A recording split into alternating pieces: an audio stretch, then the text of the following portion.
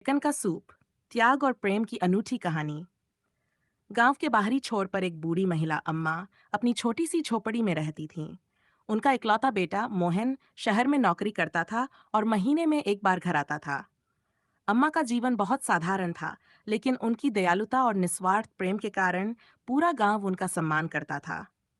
अम्मा के पास कुछ मुर्गियां थीं, जिन्हें वे अपने परिवार की तरह पालती थीं। हर सुबह वे उनके लिए अनाज डालतीं और शाम को उनसे बातें करतीं। इन मुर्गियों में से एक, चंपा, अम्मा की सबसे प्रिय थी। वह हमेशा उनके आसपास घूमती रहती, उनके कदमों में खेलती और जब अम्मा अकेली होती तो उनके पास बैठकर चुपचाप उन्हें देखती रहती। सर्दी की मार और अम्मा की बीमारी।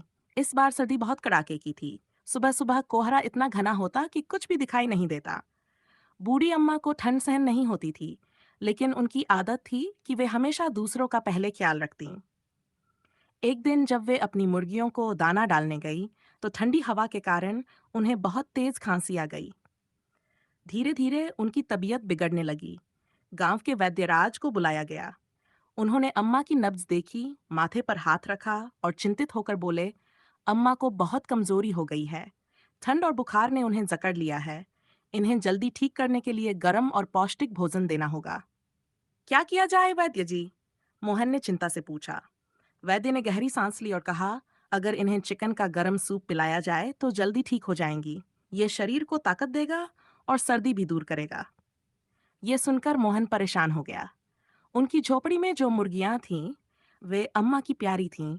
वे कभी उन्हें नुकसान नहीं पहुंचाना चाहती थीं, लेकिन मां की सेहत जरूरी थी। चंपा की समझदारी और निर्णय। चंपा ये सब सुन रही थी। उसे समझ आ गया कि अम्मा की हालत गंभीर है और चिकन का सूप ही उनकी जान बचा सकता है। उसने सोचा, अम्मा ने हमेशा मेरा ख्याल रखा। जब मैं छोटी थी तो उन्होंने मुझे ठंड से बचाने के लिए अपने हाथों से सहलाया था। अगर अब मेरी कुर्बानी से वे ठीक हो सकती हैं तो ये मेरा सौभाग्य होगा। उस रात चंपा अम्मा के पास जाकर बैठ गई। उसने धीरे धीरे अपना सिर उनके पैरों पर टिका दिया, जैसे उन्हें यह एहसास दिलाना चाहती हो कि वह उनके लिए कुछ भी करने को तैयार है। अगली सुबह जब मोहन उठा तो उसने देखा कि चंपा दरवाजे के पास खड़ी थी। उसकी आंखों में कुछ अजीब सा था। न कोई डर, न कोई संकोच, बस एक अजीब सा अपनापन।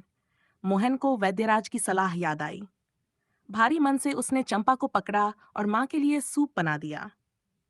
अम्मा की आंखों में आंसू। जब सूप तैयार हुआ तो मोहन ने उसे प्यार से मां को पिलाया। गरम सूप पीते ही अम्मा को राहत महसूस हुई। कुछ दिनों में वे पूरी तरह स्वस्थ हो गई। लेकिन जब उन्होंने जाना कि उनके प्रिय चंपा ने उनके लिए अपना जीवन न्योछावर कर दिया, तो उनकी आंखों में आंसू आ गए। वे सोचने लगीं, हम इंसान खुद को बुद्धिमान समझते हैं, लेकिन सच्चा प्रेम और बलिदान तो इन मासूम जीवों में होता है। चंपा ने बिना कुछ कहे मेरे लिए अपना सर्वस्व दे दिया। अम्मा ने चंपा की याद में अपने वे घर के पास एक छोटा सा मंदिर बना दिया, जहां वे रोज एक दिया जलाती।